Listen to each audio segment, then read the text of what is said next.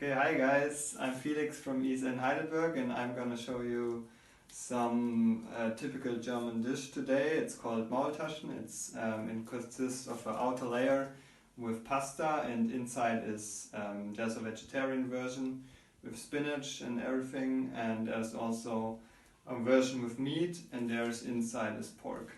So here is, for example, I bought this two ones, like you can only buy it at every supermarket.